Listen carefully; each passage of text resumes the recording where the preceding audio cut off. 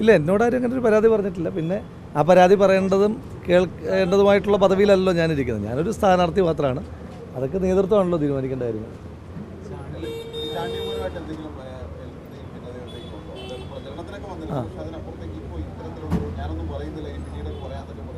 അല്ല, എനിക്ക് അദ്ദേഹത്തോട് യാതൊരു ഭിന്നതയില്ല. അതൊരു ടൈറ്റിൽ കാർഡായി പോവുകയും വേണ്ട. ഇപ്പം കോൺഗ്രസിനകത്ത് രണ്ടാളുകൾ തമ്മിൽ ഭിന്നതയില്ല എന്നുള്ളൊരു ടൈറ്റിൽ കാർഡ് ആകേണ്ട കാര്യമില്ലല്ലോ. അപ്പം നമ്മൾ ഇപ്പം ഫൈറ്റ് ചെയ്യുന്നൊരു വലിയ വിഷയങ്ങളുണ്ട്.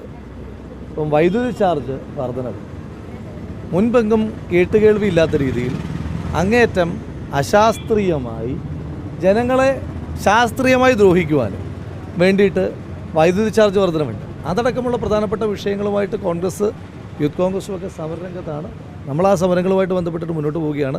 അപ്പോൾ അതുകൊണ്ടാണ് ഞാൻ പറഞ്ഞത്, കോൺഗ്രസിനകത്ത് ഏതെങ്കിലും നേതാക്കന്മാർ തമ്മിൽ ഭിന്നതയില്ല എന്നുള്ളതല്ല ടൈറ്റിൽ കാർഡ് ആകേണ്ടത്. ടൈറ്റിൽ കാർഡ് ആകേണ്ടത് ജനവിരുദ്ധ സർക്കാരിനെതിരായിട്ട് ജനങ്ങളെ അണിനിരത്തിക്കൊണ്ടുള്ള ബഹുജന പ്രക്ഷോഭങ്ങളുമായിട്ട് കോൺഗ്രസ്, യൂത്ത് കോൺഗ്രസും ഒക്കെ മുന്നോട്ട് പോകുന്നതാണ്.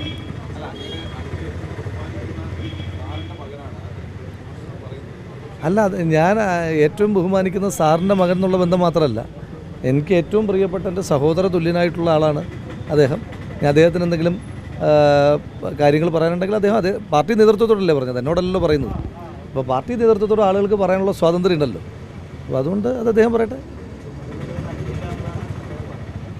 ചുമതലകൾ അത് ഞാൻ പറഞ്ഞല്ലോ, അദ്ദേഹം എൻ്റെയും അദ്ദേഹത്തിൻ്റെയും പാർട്ടി നേതൃത്വം ഒന്ന് തന്നെയാണ്. ആ നേതൃത്വത്തോടാണ് അദ്ദേഹം പറഞ്ഞത്. അതപ്പോൾ ഞാനല്ലല്ലോ അതിന് മറുപടി പറയേണ്ടത്. അത് പാർട്ടി നേതൃത്വത്തോട് അദ്ദേഹം ഒരു കൺസേൺ പറഞ്ഞത് പാർട്ടി നേതൃത്വം ആണ് അത് അദ്ദേഹത്തോട് സംസാരിക്കുന്നത്, അല്ലേ?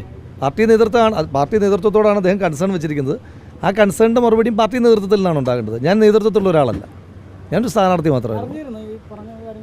ഏതാണ്? ഇല്ല, ഞാൻ അറിഞ്ഞിട്ടില്ല.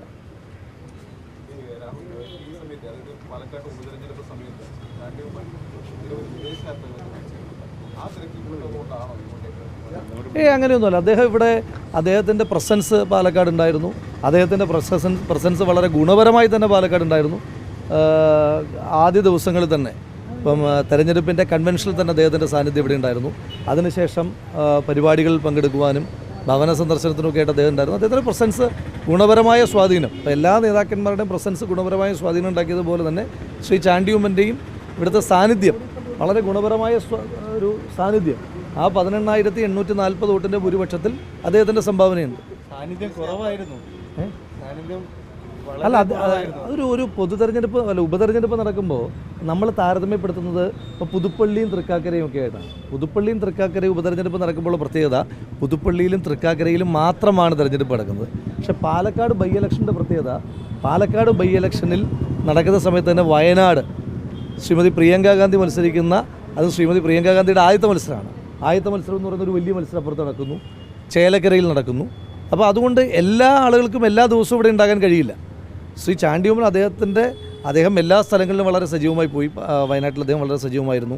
അദ്ദേഹം ചേലക്കരയിൽ വളരെ സജീവമായിട്ടുണ്ടായിരുന്നു. അദ്ദേഹം അതിനിടയിൽ തന്നെ മലയാളികളുടെ ചില കൂട്ടായ്മകളുമായിട്ട് ബന്ധപ്പെട്ടിട്ട് മഹാരാഷ്ട്രയിൽ തിരഞ്ഞെടുപ്പ് നടക്കുന്ന സമയമാണ്. മഹാരാഷ്ട്ര തിരഞ്ഞെടുപ്പിൽ സജീവമായിരുന്നു. അത് എല്ലാ തിരഞ്ഞെടുപ്പിലും വളരെ സജീവമായിട്ടുള്ള ഒരാളാണല്ലോ ശ്രീ ചാണ്ടി ഉമ്മൻ. അപ്പോൾ അദ്ദേഹത്തിൻ്റെ ഒരു സാന്നിധ്യം ഇപ്പം നമുക്ക് ജനങ്ങൾക്ക് വലിയ ഇഷ്ടമുള്ള നേതാക്കന്മാരുണ്ട്. ആ നേതാക്കന്മാർ എല്ലാ ദിവസവും ആ മണ്ഡലത്തിൽ വരണമെന്നില്ല. ആ മണ്ഡലത്തിൽ അവർ വരുന്ന ദിവസങ്ങളിൽ തന്നെ അതിൻ്റെ ഒരു സ്വാധീനം ബാക്കി ദിവസങ്ങളിലേക്ക് ഉണ്ടാകുമല്ലോ, സ്വാഭാവികമായിട്ടും.